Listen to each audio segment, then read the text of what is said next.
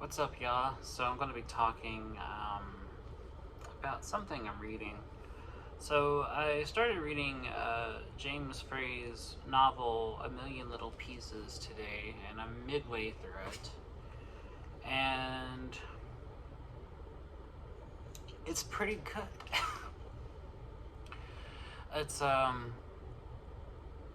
you know, for those who don't know, some background on the book. So, A Million Little Pieces was a purported memoir published in 2003 by the writer James Frey, which alleged to be a nonfiction account of how he went into a clinic for drug and alcohol addiction.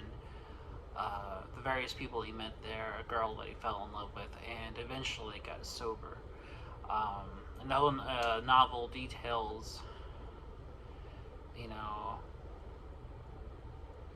the whole novel details his arrival there, the conditions he did, the crimes he had committed, the demons he was fighting because of his addiction, and the various people he met and formed relationships with, including falling in love with a woman at the clinic, and his distant relationship with his family and his siblings and his friends, and his thoughts of suicide and these other things. And um, it was marketed and sold and reviewed as a memoir for a long time. However, eventually, when people started looking into the background of what he talked about, um, they started finding less and less things to corroborate the story that he told in his book. And even Phrase, even himself, said, I've altered some things and have embellished some things. So then the viewpoint, the criticism of the book became, well, you lied to everybody. Because when it first came out, everybody liked it. Oprah was raving about it. A lot of critics liked it. A lot of critics didn't. It was very mixed. But there was a lot of people saying it was great and it was doing well. And then later the reception of it was, well, he lied to everybody. This is, complete bullshit. This is fabrication.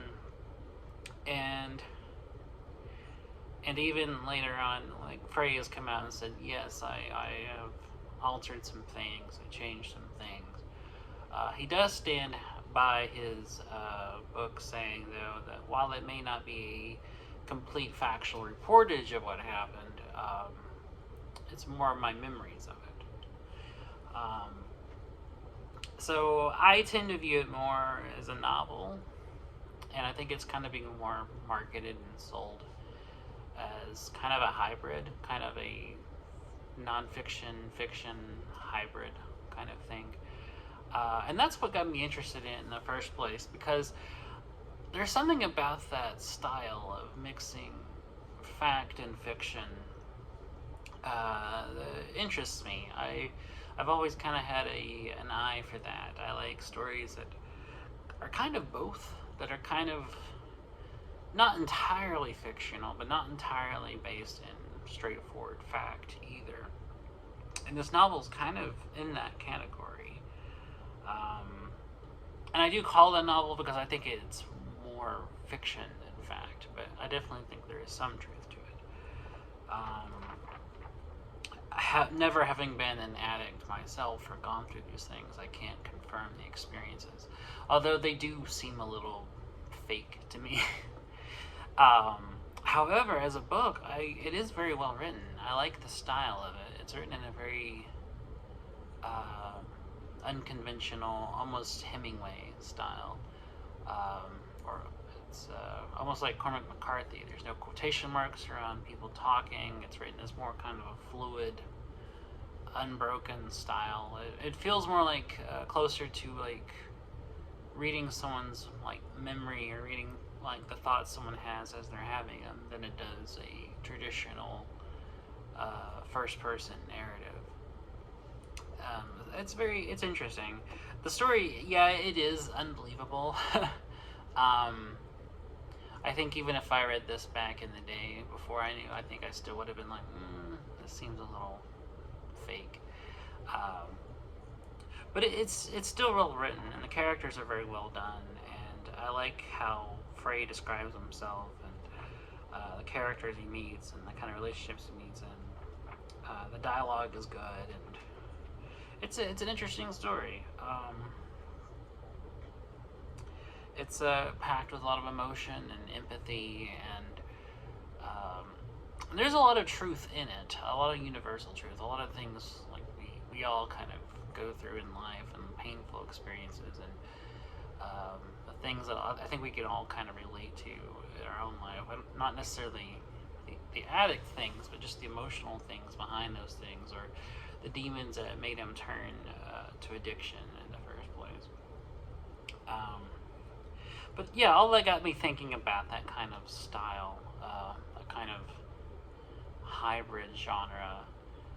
Books like Norman Mailer's Executioner Song, which is a somewhat factual. It's like almost like a novel of a telling of an event that actually happened, or Truman Capote's In Cold Blood, which is a true story that he actually did meticulously research, written in kind of the style of a novel. I believe he even called it a nonfiction novel, was I think how he phrased it. And I think that's what I would call this kind of genre of writing, is a nonfiction novel, including A Million Little Pieces. And I'm sure there's others I can't think of off the top of my head. And this kind of, this kind of thing kind of makes me think about memoirs too. Is I don't think every memoir, no matter how true it is completely, totally, objectively factual. The thing about memoirs is, and Mary Karr talks about this in her book, The Art of Memoir, which is very good. I recommend it.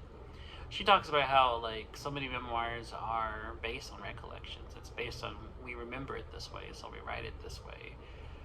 And how people can have 2 or 3 or more differing versions of the same events, which kind of just ultimately just brings up kind of how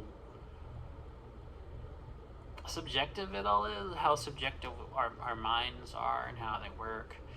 And it shows that even when we are trying to write the truth is subjective, really. It's the reason why I remember things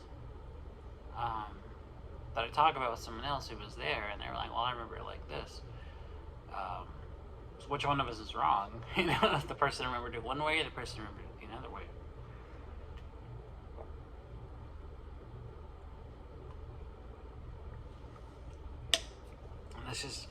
And being human beings, the nature of our brains is like that. We filter everything through our consciousness. We don't take in raw reality as it is. We just take it in as we interpret it.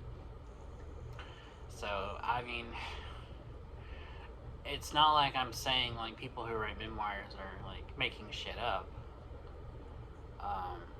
Although they probably do embellish or exaggerate things.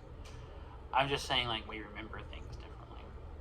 However, James Frey did in fact make shit up. He's even said that.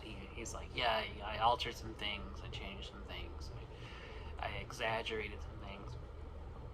Even down to his characterization. The portrayal of himself in this book, he is more aggressive and a tough guy than he said he actually was. And he said that, he addressed that by saying, like, he was writing the kind of person in his mind that he wanted to be more than the person he was going through that thing.